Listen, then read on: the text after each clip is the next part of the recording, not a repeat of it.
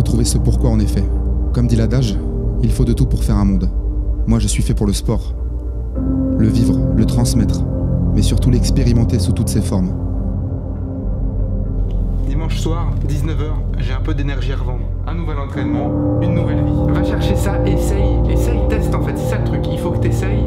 J'ai toujours eu ce besoin d'évasion. C'est la passion qui me guide. Et chaque jour est une nouvelle aventure.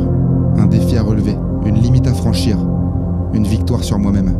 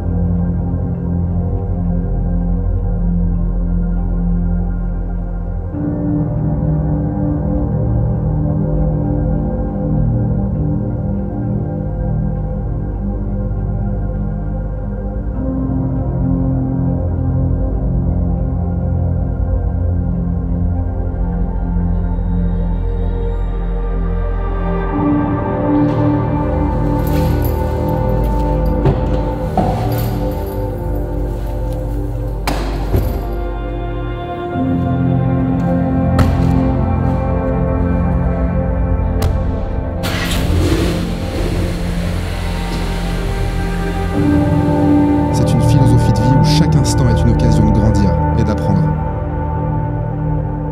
Dès l'enfance, courir plus vite, sauter plus haut. Je n'ai jamais cessé de vouloir plus. La discipline est ma compagne et la persévérance est mon guide. Souvent je me rappelle que je dois mourir, alors je n'oublie pas de vivre au présent.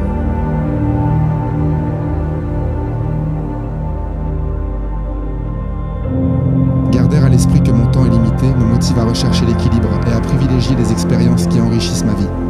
En sachant que chaque jour est un cadeau, je suis plus enclin à faire des choix qui reflètent mon désir de vivre pleinement. C'est une invitation à m'engager pleinement dans la vie, à accueillir chaque nouvelle expérience avec gratitude et à ne jamais tenir mon temps pour acquis. Au-delà des secondes, des heures, du temporel, c'est dans l'effort que je suis vivant, vibrant d'une énergie pure, et c'est dans la victoire que je trouve mon éternité.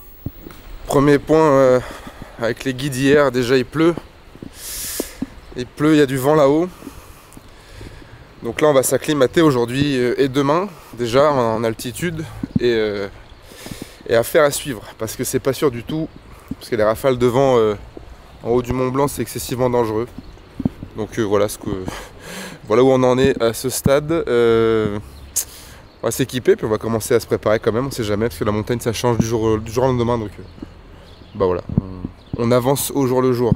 Donc escalade ce matin, acclimatation cet après-midi, on dort là-haut, demain on redescend et on analyse, on voit comment ça se passe.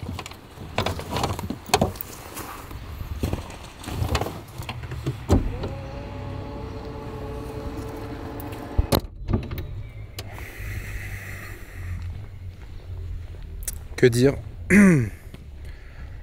J'allume la caméra directement à chaud parce que je viens d'avoir la nouvelle juste là, donc autant tourner ce plan ici, ça fera le fil conducteur de cette vidéo, de ce début de vidéo et de la finalité de ce projet.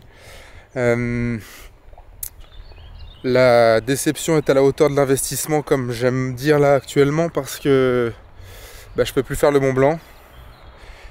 Parce qu'il souffle du vent trop fort là-haut, entre 85 et 100 km/h. Donc autant dire que c'est comme rouler sur autoroute par temps de pluie à 150 km/h. C'est voué à l'échec. Bien sûr, on véhicule cette façon d'être. Le demain c'est peut-être trop tard. J'ai voulu à tout prix le faire. J'ai eu une longue discussion avec mon guide tout à l'heure. Il a voulu me faire comprendre en gros que c'était impossible, que c'était suicidaire concrètement de monter là. C'était prévu normalement pour dans 2 jours, c'était mardi là. Là on est dimanche soir. Donc trop de vent, impossible de monter. Il a quand même tenté, il a quand même essayé de tout faire pour me faire sourire en me disant qu'on pouvait éventuellement monter au premier refuge, au refuge du goûter, mais que ça serait déjà très très dangereux. Et que la meilleure façon, la meilleure solution c'était d'annuler tout simplement. Donc voilà, demain c'est peut-être trop tard. J'aurais tout fait pour le faire aujourd'hui, enfin mardi. Mais pour le coup, demain ça aurait pu être vraiment trop tard si j'avais vraiment forcé le truc. Donc la vie est bien plus belle.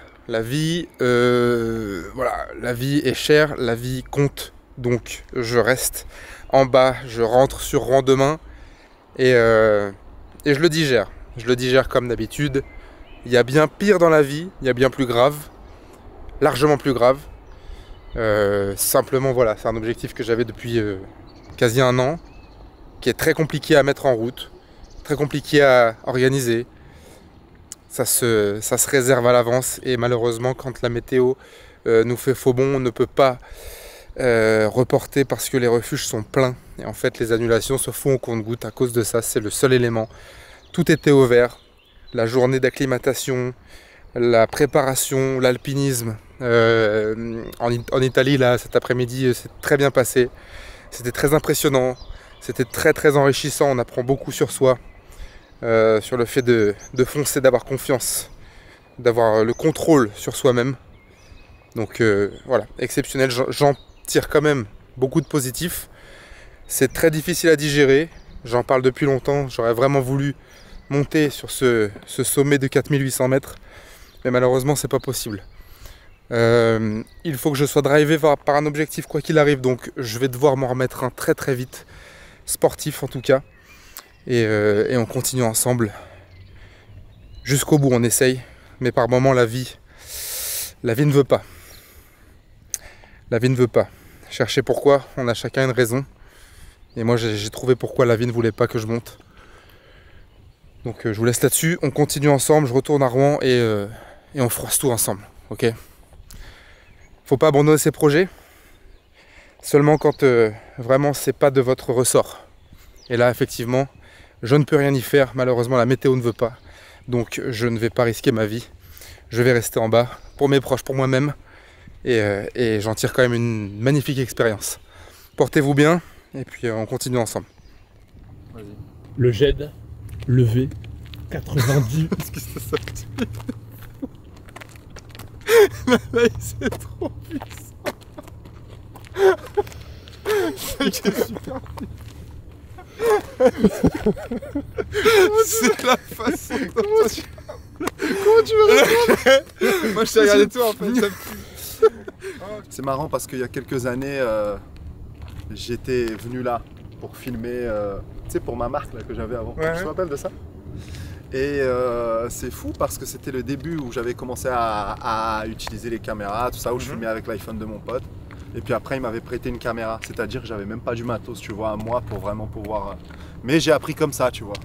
Souvent, les gens ils veulent démarrer avec du matos de fou, mais en réalité, démarrer au plus simple, c'est vraiment une. Je pense que c'est indispensable. C'est indispensable. Beaucoup de gens nous demandent, parce que forcément, on inspire et on fédère autour de nous, et ça, c'est carrément gratifiant. Et beaucoup de gens demandent comment vous avez fait ci. Comment vous avez fait ça? Est-ce que vous payez ça actuellement? Au début, on n'a rien, on a vraiment tout fait à l'arrache. Ouais. On n'a rien payé, ouais, même si on n'est pas encore non plus super loin. Voilà. Mais à notre propre échelle, on arrive à ressentir l'impact que ça a. Encore vraiment, il y a 3 heures, je parlais encore avec quelqu'un en sortie de la salle là. Et en fait, au début, tu fais avec rien.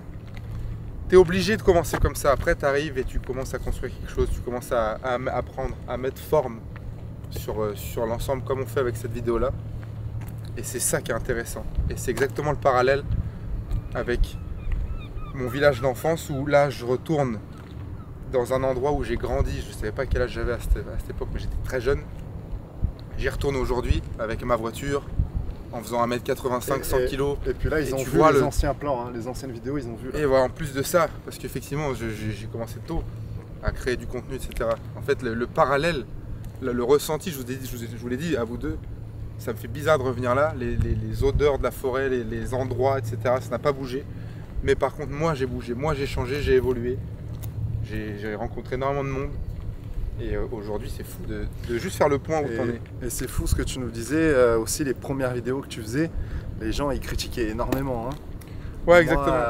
Moi, je me rappelle quand je faisais les vidéos aussi, j'étais en fait à l'école, hein, j'étais en école de commerce. Donc j'avais déjà 19 ans, 20 ans, 21. Et les vidéos, les gens ils disaient ouais Ouais, parce que c'est t'es- gênant, tu vois, c'est gênant, c'était gênant. T'es tout seul et t'as pas cette confiance en toi. La confiance qu'on a là aujourd'hui. Parce que là, aujourd'hui, c'est plus que des vidéos, c'est une entreprise. Tu vois. Maintenant, Donc ouais, en fait, tu peux pas. Là, la prise au sérieux, elle est vraiment là. À l'époque, il n'y avait pas tout ça, c'était fait à l'iPhone, etc. C'était fait sans réel but, sans réel message. Et là, aujourd'hui, l'intérêt, c'est pour ça que c'est un deuxième épisode, c'est que c'est le message du début de la chaîne par des épisodes aussi tragiques qu'on a vécu et qu'on doit tous vivre. Mais nous, on le retranscrit comme ça, c'est que demain, c'est peut-être trop tard parce qu'on ne veut pas remettre à demain ce que l'on peut faire aujourd'hui. C'est exactement l'état d'esprit dans lequel on vit tous les jours et dans lequel, je pense, tout le monde devrait vivre.